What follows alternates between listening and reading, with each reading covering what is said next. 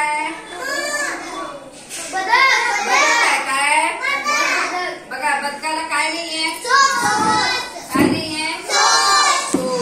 हा काय?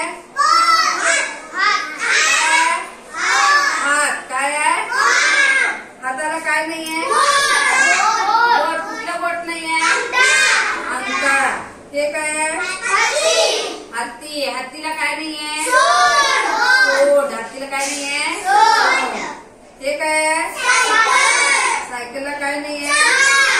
चाक. हे काय आहे? खुर्चीला काय नाहीये?